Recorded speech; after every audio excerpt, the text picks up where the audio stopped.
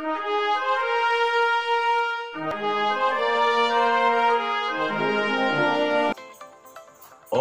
शुक्लांबरधरं विष्णुं शशिवर्णं चतुर्भुजं प्रसन्नवदनं ध्यायेत सर्वविघ्नोपशान्तये।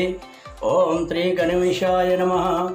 ओम पद्मोद्भवदयापात्रं पद्मशाखप्रवर्तकं लोकोपकारं निरतं मार्कण्डेयाय मुनिं भजे। ओम त्रिमार्कण्डेयाय नमः।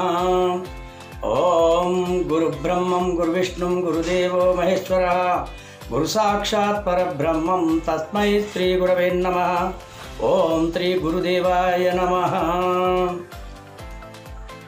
प्रिय भक्तजनों को अपना आशीर्वाद है। आज मार्कंडेय संक्षिप्त पुराण में से सूरत सहजानंद सोसाइटी से यादगिरी महाराज। ओम सर्वमंगल मांगल्ये शिवे सर्वार्थ साधिके शरण्ये त्र्यंबके देवी नारायण नमोस्तुते।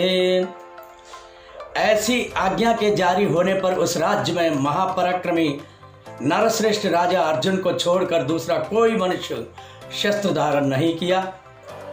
स्वयं राजा ही गांवों, पशुओं, खेतों एवं द्विजातियों को रक्षा करते थे। तपस्वियों तथा व्यापारियों के समुदाय की रक्षा भी वे स्वयं ही करते थे। लुटेरे, सर्प, अग्नि तथा शस्त्र आदि से भयभीत मनुष्यों का तथा अन्य प्रकार की आपत्तियों में मग्न हुए मानवों का वे स्मरण करने मात्र से तत्काल उद्धार कर देते थे। उनके राज्य में धन का अभाव नहीं होता था। उन्होंने अनेक ऐसे यज्ञ किए जिनके पूर्ण होने पर ब्राह्मणों को प्रचुर दक्षिणाएं दी जाती थी। उन्होंने कठोर तपस्या की और संग्रामों में भी महान पराक्रम दिखाया। उनकी समृद्धि और बढ़ा हुआ सम्मान देखकर अंगिरा मुनि ने अन्य राजा लोग यज्ञ, दान, तपस्या अथवा संग्राम में पराक्रम दिखाने में राजा कार्तवीर्य की तुलना नहीं कर सकते। राजा अर्जुन ने जिस दिन दत्तात्रेय जी से समृद्धि प्राप्त की थी, उस दिन के आने पर वह उनके लिए यज्ञ करता था और सारी प्रजा भी राजा को परम ऐश्वर्य की प्राप्ति हुई देख उसी दिन एकाग्र चित्त से दत्तात्रेय जी का यजन करती थी।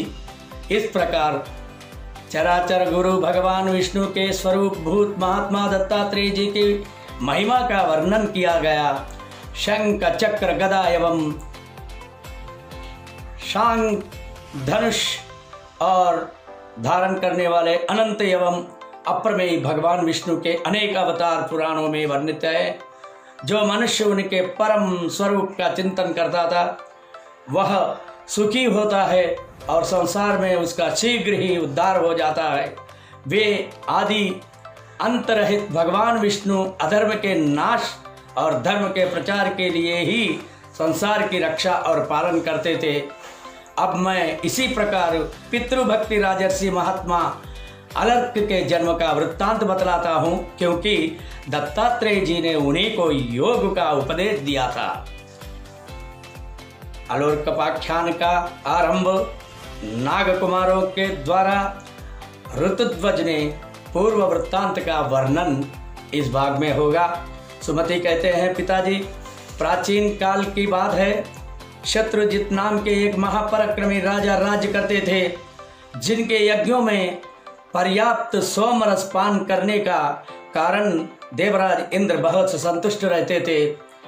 उनका पुत्र भी बुद्धि, पराक्रम और लावण्य में क्रमशः बृहस्पति, इंद्र और अश्विनी कुमारों की समानता करता था। वह राजकुमार प्रतिदिन अपने समान अवस्था, बुद्धि, बल, पराक्रम और चेष्टाओं वाले अन्य राजकुमारों से घिरा रहता था। कभी तो उनमें शस्त्रों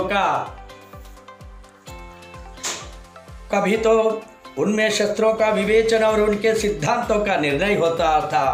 कभी कार्य, चर्चा, संगीत श्रवण और नाटक देखने आदि में समय व्यतीत होता था। राजकुमार जब खेल में लगते उस समय उन्हीं की अवस्था वाले बहुत से ब्राह्मण, क्षत्रिय और वैश्यों के बालक भी प्रेमवश वहां खेलने आ जाते थे। कुछ समय बीतने का पश्चात अश्वतर नामक नाग के 2 पुत्र नागलोक से पृथ्वी तल पर घूमने के लिए आए थे और उन्होंने ब्राह्मणों के रूप में अपने को छिपा रखा था। वे देखने में बड़े सुंदर और तरुण थे।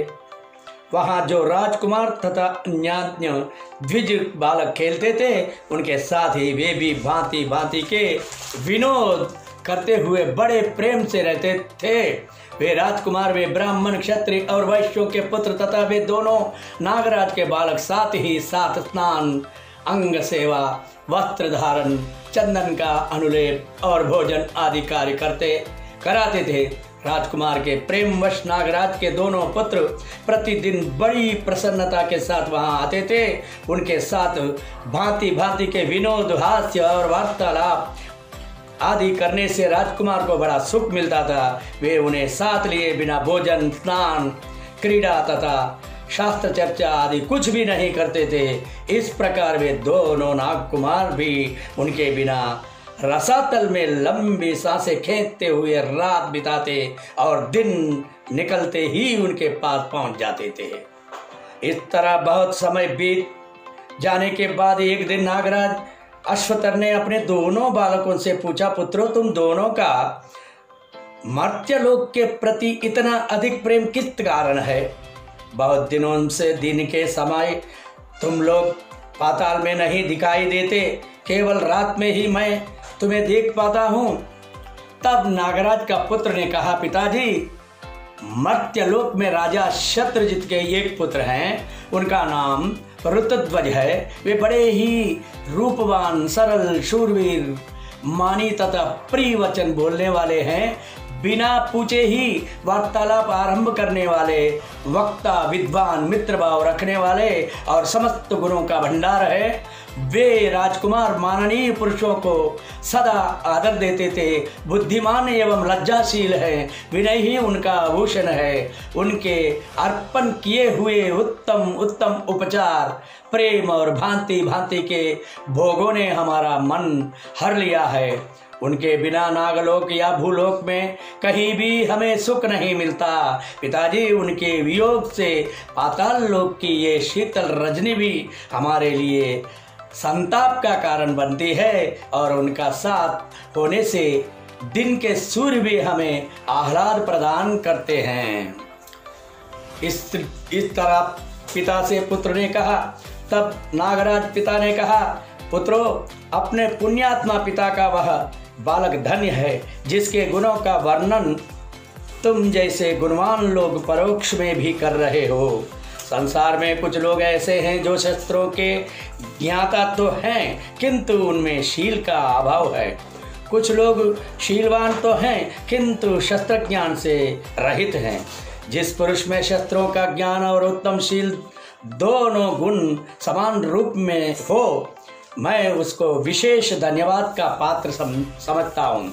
जिसके मित्रोचित गुणों का मित्र लोग और पराक्रम का शत्रु लोग भी सत्पुरुषों के बीच में वर्णन करते हों, उसी पुत्र से पिता वास्तव में पुत्रवान होता है। ऋतध्वज तुम लोगों के उपकारी मित्र हैं। क्या तुम लोगों ने भी उनके चित्त को प्रसन्न करने के लिए कभी उनका कोई मनोरथ सिद्ध किया है?